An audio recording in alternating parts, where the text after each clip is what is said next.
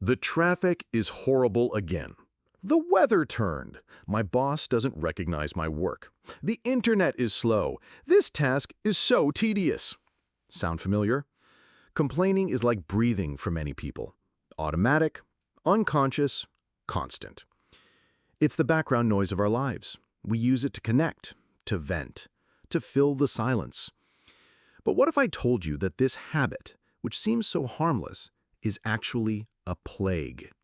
A mental infection that spreads silently, corroding your energy, stunting your problem-solving abilities, and literally rewiring your brain for negativity.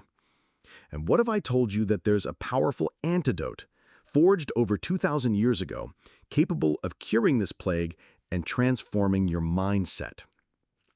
Today, on Stoic Punch, we are going to dissect the complaining plague. We'll understand why it's so addictive and so destructive. And more importantly, we will give you the Stoic antidote, a practical guide to transform every complaint into action, every frustration into strength. Prepare to stop cursing the darkness and start lighting your own lamp. First, let's understand the anatomy of the plague. Why is complaining such a hard habit to break? One reason is that complaining can be a lazy form of social connection. Complaining about a common enemy, be it the weather, a boss, or the government, creates an instant bond. It's an easy way to say, "We're in this together," without the vulnerability of sharing something deeper. Another reason is the illusion of relief. We think that venting makes us feel better. And momentarily, there might be a small release of tension. But brain science shows us the long-term opposite. Complaining constantly strengthens the neural synapses associated with negativity. The more you complain, the easier and faster your brain becomes at finding things to complain about in the future. You literally train your brain to be unhappy. And the damage doesn't stop there. Complaining places us firmly in the role of the victim. When we complain, we are implicitly saying, "I am powerless in this situation. Something or someone external to me has the power, and I am just a passive sufferer." This victim mentality is the direct opposite of empowerment. It absolves us of the responsibility to act and seek solutions. It's always easier to blame the traffic than to have left home earlier. It's easier to blame the boss than to look for a new job or develop new skills. And the effect on your mind is physical. Studies suggest that chronic exposure to stress and negativity, a state that constant complaining fuels, can, over time, damage neurons in the hippocampus, the part of the brain crucial for memory and, ironically, for problem solving. In other words, complaining about your problems can literally make you less capable of solving them. Furthermore, constant complaining drains your mental and emotional energy, leaving you exhausted for what really matters. And finally, it turns you into an energy vampire for others. Proactive and positive people naturally distance themselves from those who live in a cloud of complaint. The plague not only infects you, it isolates you.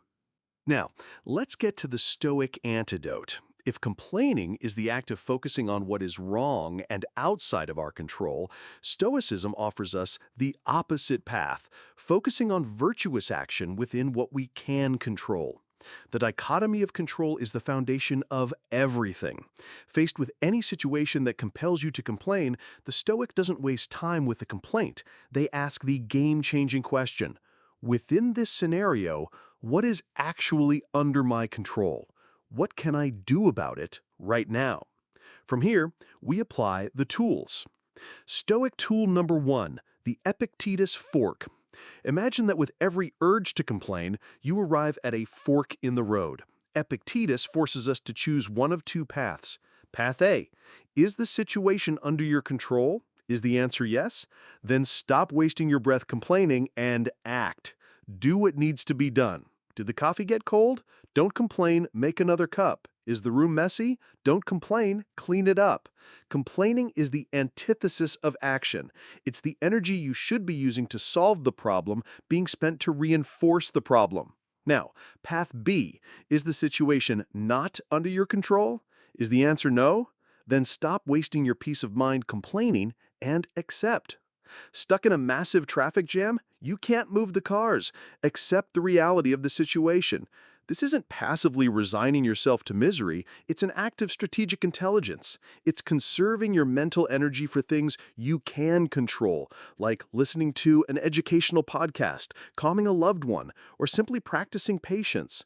To complain about the uncontrollable is, in the words of Seneca, to suffer twice, once from the situation and again from our reaction to it.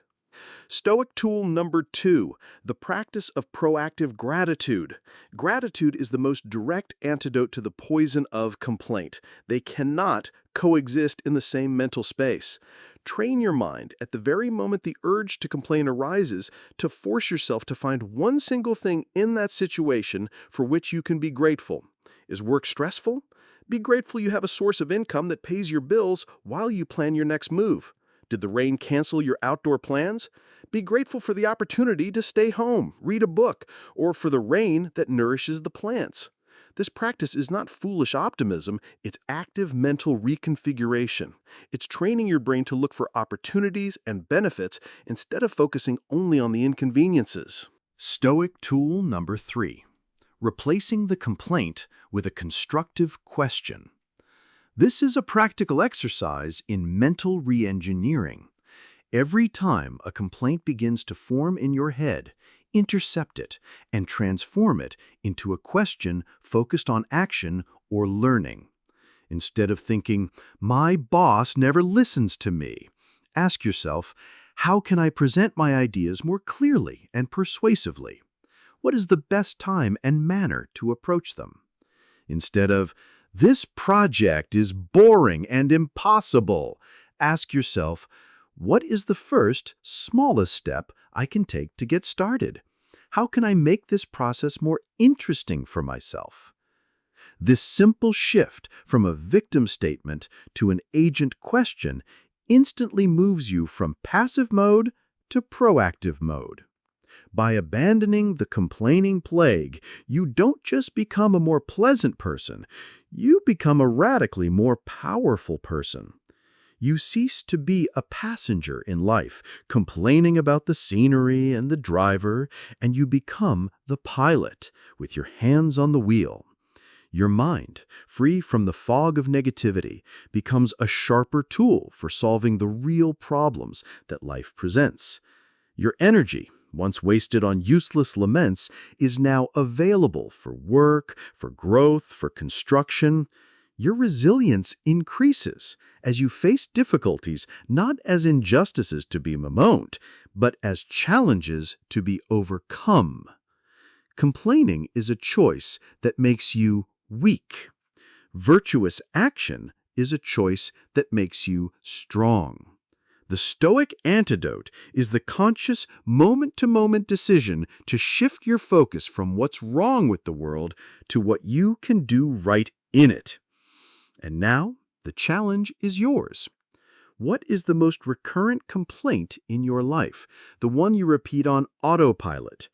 And which of these Stoic tools will you use to intercept it and transform it into action today? Share your battle plan in the comments. Let's hold each other accountable. If this Stoic antidote gave you a new perspective, if it gave you a punch of clarity against victimhood, then smash that like button, subscribe to StoicPunch to keep receiving tools for a stronger mind, and hit the notification bell. Remember, the world owes you nothing. Complaining won't change that. But you owe yourself the best possible life, and that is only built with action. This is Stoic Punch. Stop complaining. Start acting.